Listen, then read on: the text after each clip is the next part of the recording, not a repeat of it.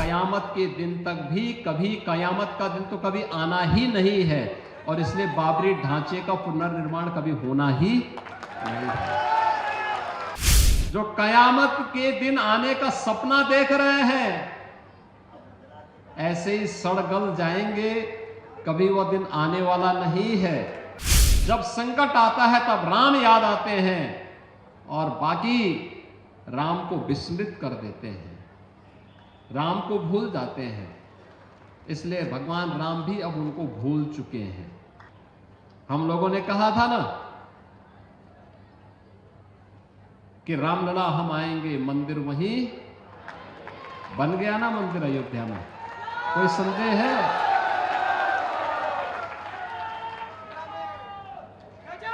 कोई संदेह है? और हम आज फिर इस बात को कह रहे हैं कि कयामत के दिन तक भी कभी कयामत का दिन तो कभी आना ही नहीं है, और इसलिए बाबरी ढांचे का पुनर्निर्माण कभी होना ही नहीं है। जो कयामत के दिन आने का सपना देख रहे हैं, ऐसे ही सड़ गल जाएंगे, कभी वह दिन आने वाला नहीं है। और उनके सपनों को ऐसे ही हम अपनी विरासत को सम्मान देते हुए भारत की गौरवशाली परंपरा को, सनातन धर्म की इस परंपरा को, जैसे प्रधानमंत्री जी ने 25 नवंबर को अयोध्या धाम में आकर के सनातन के प्रतीक श्री राम मंदिर में भव्य केसरिया ध्वज का आरोहण किया था, ये केसरिया ध्वज हमेशा ही भारत के इस गौरव को, सनातन के इस गौरव को आगे बढ़ाने का कार्य इसी मजबूती के साथ करेगा। बहनों और भाइयों, आप याद करिए ना, अयोध्या में 500 वर्षों के बाद एक गौरवशाली क्षण हमारे सामने आया।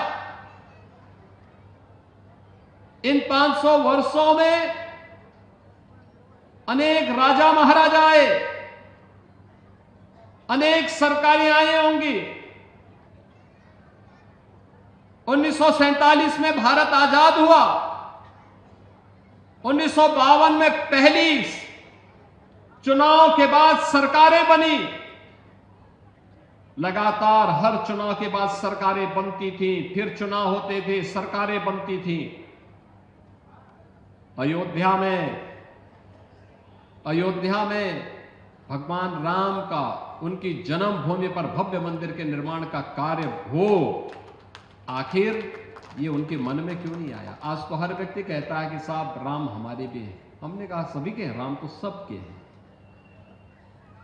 भेद इसमें है ही नहीं। लेकिन कुछ लोग हैं जो अवसरवादी रवैया अपना करके जब संकट आता है तब राम याद आते हैं और बाकी राम को विस्मृत कर देते हैं, राम को भूल जाते हैं। इसलिए भगवान राम भी अब उनको भूल चुके हैं। अब उनकी नैया कभी पार नहीं होनी है, उनको कभी आगे नहीं बढ़ना है।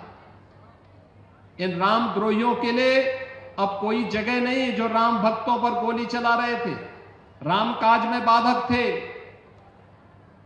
इन लोगों के लिए अब कोई जगह नहीं। और जो लोग अभी सपना देख रहे हैं बाबरी ढांचे का, तो उनको हम भी ये बता देना चाहते हैं कि कयामत का दिन कभी नहीं आने वाला है और कभी नहीं आएगा।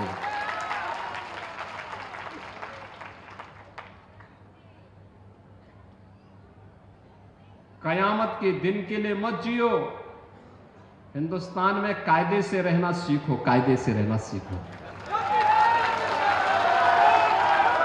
यहां का कानून मानो, कानून मानोगे, कायदे से रहोगे तो फायदे में रहोगे, और नहीं तो आगे का रास्ता तो फिर कहां के लिए जाता है, वह फिर कानून कोई तोड़ेगा तो वह रास्ता सीधे जहन्नुम की तरफ ही लेके जाता है, कहीं और की तरफ नहीं लेके जाता है।